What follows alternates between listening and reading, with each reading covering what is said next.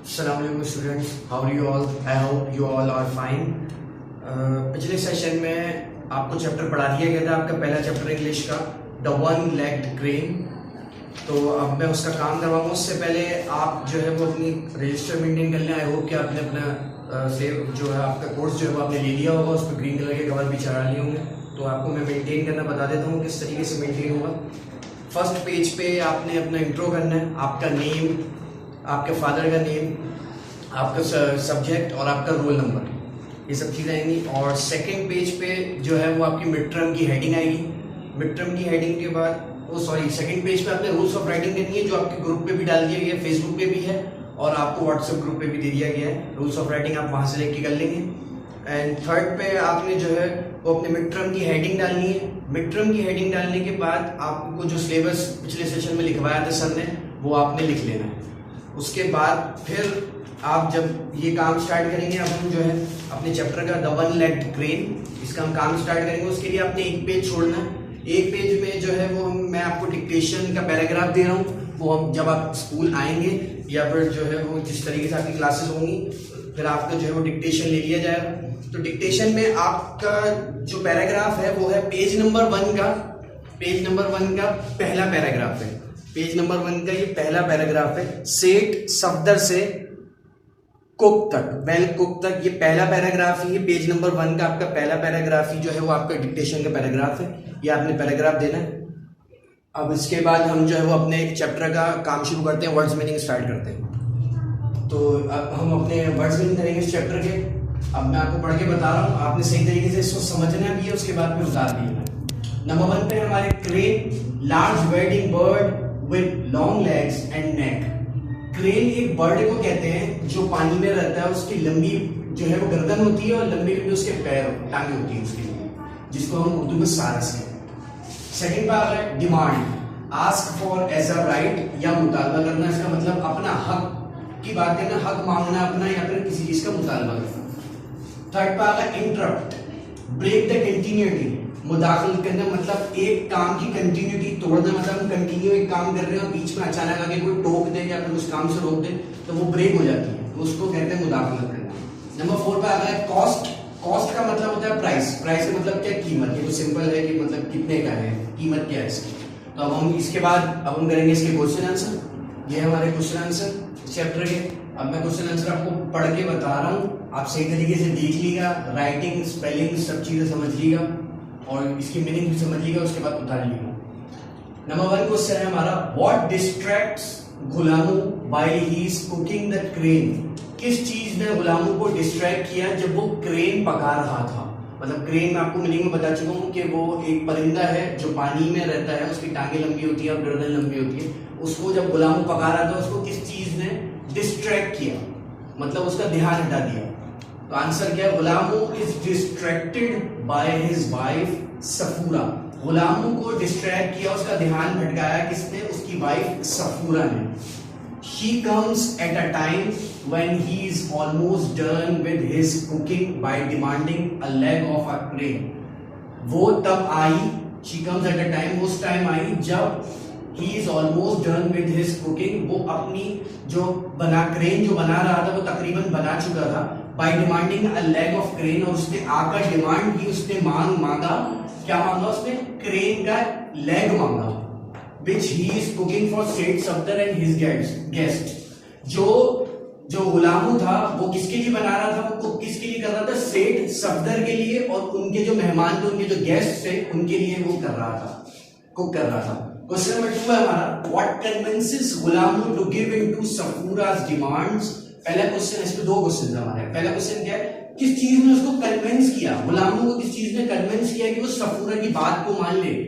किस चीज ने उसको कन्विंस किया, कन्विंस का मतलब क्या, किस चीज ने उसको मजबूर किया या फिर उसको मजबूरी किया कि वो गुलामू को मजबूर किया कि वो सफूरा की डिमांड जो उसने एक लेग जो मांगा था क्रेन का, वो उसको पूरा कर दे। और what does this tell you about Gulamu. और ये जो इस सवाल का जो आंसर होगा, उसने आपको इस कहानी में क्या बताया है। जो कहानी हमने पढ़ी कि गुलामू ने उसको, जब ये जो टॉपिक था जिसमें गुलामू ने क्रेन का जो एक पैर था वो उसको दे दिया सफूरा को, अपनी वाइफ को, तो इस चीज ने आपको गुलामू के बारे में क्या बताया। आंसर है Safura's trait that she will not talk to Ghulamu ever convinces Ghulamu to give in to her demands.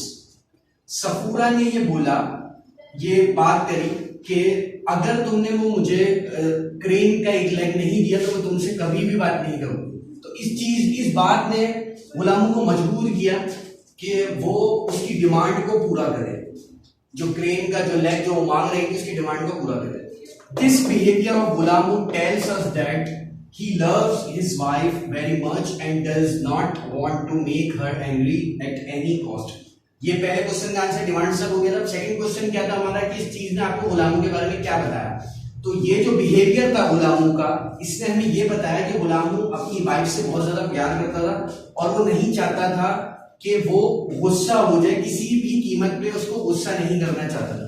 ये होगा हमारे दो क्वेश्चन। अब हम थर्ड क्वेश्चन करते हैं, हमारा थर्ड और लास्ट जो हमारा क्वेश्चन, ये अब हमारा थर्ड क्वेश्चन है। अब थर्ड क्वेश्चन हमारा क्या है, what does the writer want to prove by telling the story of the one legged crane. जो राइटर है इस कहानी का, इस चैप्टर का जो राइटर है, वो हमें ये स्टोरी पता है कि क्या प्रूव करना चाहता है, क्या बताना चाहता है वो हमें। तो आंसर ये है, the writer wants to prove that sometimes being clever and witty is not enough because aid of fortune can ever make simple and timid people overcome their difficulties successfully।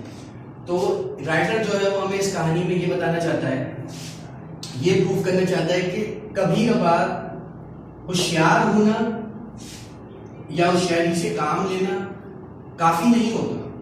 Because add of Fortune, इसका मतलब ये है कि जब अगर आपकी किस्मत कभी अच्छी हो और किस्मत कभी आपका साथ दे दे या किस्मत की तरफ से आपको मदद मिल जाए, तो एक सिंपल इंसान भी या फिर एक डरपोक इंसान भी अपनी जो डिफिकल्टीज होती हैं, अपनी जो मुश्किलात होती हैं, उनको आसानी से ओवरकम करके सक्सेसफुली ओवरकम कर सकता है। मतलब आराम से उसको जो है वो खत्म कर सकता है अगर उसको मतलब खुश किस्मत की तरफ से उसको अपनी जो उसकी खुशकिस्मती है उसमें अगर वो जो है उसको कोई किस्मत की तरफ से मदद मिल जाए तो वो आसानी से, वो भले वो डर कितना भी डरपोक हो या फिर कितना भी वो सिंपल हो, बेवकूफ हो, तो वो भी आसानी से, क्योंकि किस्मत उसमें मेहरबान है, किस्मत उसका साथ दे रही है, तो वो आसानी से जो अपनी जो मुश्किलात हैं उनको सक्सेसफुली ओवरकम कर सकता है, खत्म कर सकता है। ये हुआ मेरे 3 क्वेश्चन।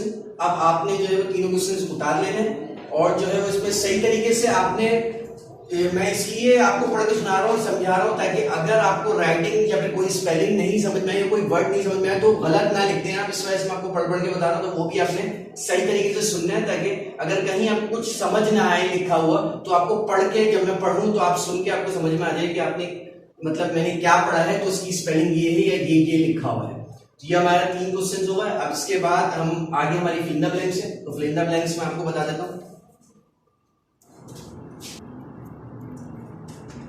अब ये हमारी क्वेश्चन आंसर हमने कर लिया। अभी हमारी फिल इन द ब्लैंक्स है 5। अब नंबर 1 पे हमारी, in reality the dash had only 1 leg. असलियत में डैश का एक लेग था। किसका एक लेग था? हम किसके बारे में बात कर रहे थे? यहाँ पे हमने क्रेन की बात करी थी, यहाँ पे डैश में आगे क्रेन।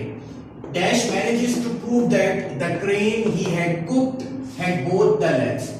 डैश ने ये प्रूफ कर लिया था, ये मैनेज कर लिया था कि वो कैसे प्रूफ करेगा कि उसने जो क्रेन पकाई उसकी दोनों टांगे थी। किसने मैनेज कर लिया था, किसने पकाई थी क्रेन? गुलामू ने। Gulamu is distracted by his wife dash. Gulamu को डिस्ट्रैक्ट किया गया था। किसने डिस्ट्रैक्ट किया था? उसकी वाइफ ने, जिसका क्या नाम था? सफूरा। नंबर 4 पे, I would have forgiven Gulamu if I were in the place of dash. मैं गुलामू को माफ कर देता अगर मैं किसकी जगह होता। किसको माफ करना था गुलामू को? सेठ सफदर, क्योंकि वो वहां पे उनके यहाँ काम करता था और उसने जो है वो एक लेग जो है वो अपनी वाइफ को दे दिया था, जिसकी वजह से वो गुस्सा हो गया। नंबर 5 पे, in short Gulamu and his wife had angry and dash with each other. मतलब अगर इन शॉर्ट में बात करें तो गुलामू और उसकी वाइफ एंग्री हो गए थे, मतलब उनको गुस्सा आ गया था और उनके बीच क्या हो गया था? उनके बीच क्या हो गया? डैश हो गया था। क्या हो गया था? क्वारल हो गया था। QUARREL क्वारल हो गया था, जिसका मतलब होता है झगड़ा हो गया था। ये हमारे हो गए फिल इन द ब्लैंक्स। अब इसके बाद का जो हमारा काम है उसके बाद हम करेंगे what sentences. Fill in the blanks हमने कर ली थी, अब हमारे व्हाट सेंटेंसेस हैं। नंबर 1 पे हमारे प्रॉमिस मतलब वादा। I have made a promise to my mother that I will never tell a lie. मैंने अपनी मदर से प्रॉमिस किया था कि मैं कभी भी झूठ नहीं बोलूंगा। सेकंड पे जनरली मतलब आमतौर पर। Generally the summer season is very pleasant in Swat. Swat में ज्यादातर का जो गर्मियों का मौसम होता है, समर सीजन जो होता है वो बहुत खुशगवार रहता है। नंबर 3 पे है कैच मतलब पकड़ना। I must reach station on time to catch the train. मुझे स्टेशन टाइम पे जरूर टाइम पे पहुंचना पड़ेगा ट्रेन को पकड़ने के लिए, मतलब ट्रेन पे चढ़ने के लिए। ये और हो गए हमारे वर्ड सेंटेंसेस। अब हमारी बुक एक्सरसाइजेज हैं वो मैं आपको बुक में बता दूंगा पेज नंबर के साथ कि कहाँ पे करनी है और किस तरीके से करनी है। अब ये आपकी एक्सरसाइज है, पहली आपकी एक्सरसाइज है पेज नंबर 7 पे और ए है उसका। Tick the ones that are sentences and cross the ones that are not. अब यहाँ पे हमें 5 जो है वो सेंटेंसेस दिए हैं। इन 5 में से हमें ये देखना है कि कौन सा वाकई में सेंटेंस है और कौन सा सेंटेंस नहीं है। जो सेंटेंस है उस पर टिक करेंगे और जो सेंटेंस नहीं है उस पर क्रॉस करेंगे। तो नंबर 1 पे द स्वाइन ट्रीज। अब ये स्वाइन का मतलब होता है डूबता हुआ या हिलता हुआ, तो डूबते हुए दरख्त। अब ये कोई सेंटेंस नहीं है डूबते हुए दरख्त, तो इस पे हमारा आएगा, ये सेंटेंस नहीं है तो ये आएगा क्रॉस। अब सेकंड पे आ जाए, the child was happy to see his gift. बच्चा खुश था अपना गिफ्ट देख के, तो अब ये एक सेंटेंस है तो इस पे हम यहाँ पे करेंगे टिक। थर्ड पे है clean the car. Car clean हुई। अब ये भी कोई सेंटेंस नहीं है, कार क्लीन हुई। अब इस पे भी हम करेंगे क्रॉस क्योंकि ये सेंटेंस नहीं है। फोर्थ पे आ गया शोड रिस्पेक्ट, इज्जत दी। अब इज्जत दी भी कोई सेंटेंस नहीं होता है तो उस पे भी हमारा आएगा क्रॉस, ये भी कोई सेंटेंस नहीं। व्हाट इज योर नेम, तुम्हारा नाम क्या है, ये एक सेंटेंस है तो यहाँ पे हम टिक कर सकते हैं, ये सेंटेंस है। एंड लास्ट जो है हमारा 6O, what a beautiful sight. ओ क्या नज़ारा है, कितना अच्छी जगह, खूबसूरत जगह। तो अब ये एक सेंटेंस है, यहाँ पे भी हम अपना टिक कर सकते हैं, ये हमारा सेंटेंस है। अब जो हमारे सेंटेंसेस थे उस पर हमने टिक कर दिया है और जो हमारे सेंटेंस नहीं थे उस पर हमने क्रॉस कर दिया है। ये हो गई हमारी पहली एक्सरसाइज। अब हम अपनी करेंगे सेकंड एक्सरसाइज और हमारी लास्ट, इस चैप्टर का लास्ट काम और लास्ट एक्सरसाइज। अब हमारी ये दूसरी एक्सरसाइज है, वो भी पेज नंबर 7 पे ही है, लेकिन वो है यहाँ पे पहली एक्सरसाइज थी हमारी ए। अब सेकंड जो है हमारी वो है C. Identify the type of each of the following sentences. अब हमें यहाँ पे सेंटेंसेस दिए हुए हैं और हमें आइडेंटिफाई करना है, हमें पता लगाना है इसका टाइप। अब सेंटेंसेस जो आपको पढ़ाए होंगे वो 4 तरीके के सेंटेंसेस हैं, अफर्मेटिव, नेगेटिव, इंटेरोगेटिव और इंटेरोगेटिव नेगेटिव। ये 4 तरीके के सेंटेंसेस है। अब इसमें हमें ये निकालना है कि इसमें ये कौन सा सेंटेंस है, हमें आइडेंटिफाई करना है। नंबर फर्स्ट पे, the peoples of grade 5 went for a picnic yesterday. अब कुछ लोग हैं ग्रेड 5 के, वो पिकनिक पे गए थे कल। अब यहाँ पे ये एक नॉर्मल सेंटेंस है तो ये इसमें ना ही नहीं की बात हो रही है ना ही ये कोई सवाल है, तो इसलिए ये होगा अफर्मेटिव। अब यहाँ पे आप अफर्मेटिव लिख देंगे।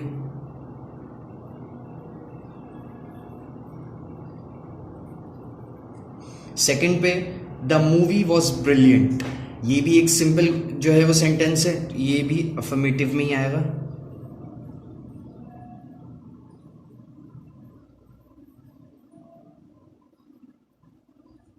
थर्ड पे है, did you by that pair of shoes. अब ये एक क्वेश्चन है, ये क्वेश्चन मार्क भी आ रहा है, did you by that pair of shoes, तो ये है इंटेरोगेटिव।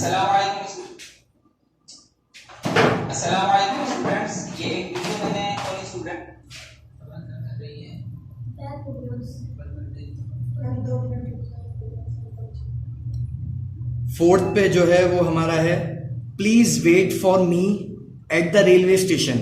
अब ये जो सेंटेंस है, अब इसमें जो है वो सब्जेक्ट नहीं है, तो जिसमें सब्जेक्ट नहीं होता वो जो सेंटेंस होता है उसको इम्पेरेटिव कहते हैं। अब यहाँ पे सब्जेक्ट नहीं है, please wait for me at the railway station. अब यहाँ पे किसकी बात हो रही है, कौन है, किसका रेलवे स्टेशन पे इंतजार कर रहे हैं और मेरे लिए रुक जाना, कहाँ पे कोई बात नहीं हो रही, तो कोई सब्जेक्ट नहीं है, तो उस सेंटेंस को कहते हैं इम्पेरेटिव।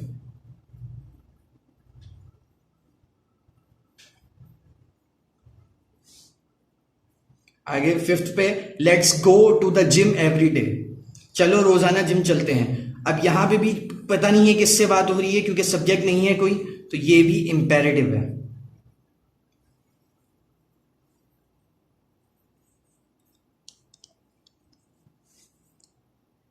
सिक्स्थ पे आ गया, don't give me that look, मुझे इस तरीके का लुक मत दो। अब ये यहां पे भी किसी की बात नहीं हो रही, यहां पे भी कोई सब्जेक्ट नहीं है, ये भी इंपेरेटिव ही है।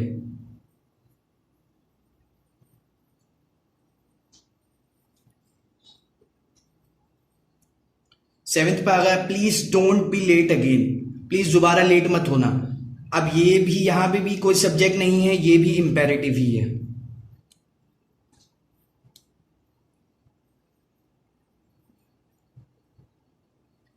इसके आगे अब हमारा जो एट्थ है, जो हमारा 8 है, he will catch the 9 PM flight to Goa, वो गोवा 9 बजे की जो फ्लाइट है वो गोवा की वो पकड़ लेगा। अब यहां पे भी जो ये जो सेंटेंस है, ये बात तो फ्यूचर की हो रही है लेकिन ये भी एक सिंपल सेंटेंस है, तो यहां पे भी अफर्मेटिव आएगा।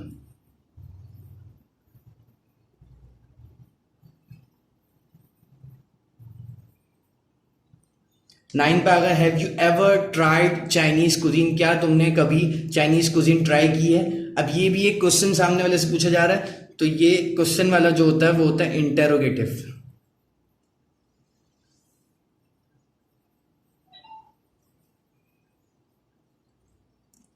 10th पे, I went to the circus with my family last week, मैं लास्ट वीक अपनी फैमिली के साथ सर्कस गया था। ये भी एक सिंपल सेंटेंस है, ये भी अफर्मेटिव में आएगा।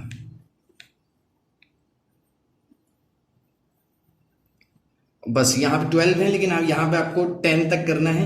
ये आपकी दूसरी एक्सरसाइज हो गई और इसी के साथ ये चैप्टर भी कंप्लीट हो गया। अब आप जो है वो सही तरीके से वीडियोस को देखिएगा और सही तरीके से देख के समझ के उसके बाद अपना काम कर लीजिएगा।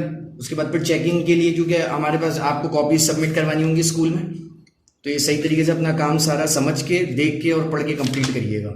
ये आपका ये चैप्टर कंप्लीट हो गया। इंशाल्लाह नेक्स्ट सेशन में दूसरा चैप्टर पढ़ेंगे। Thank you.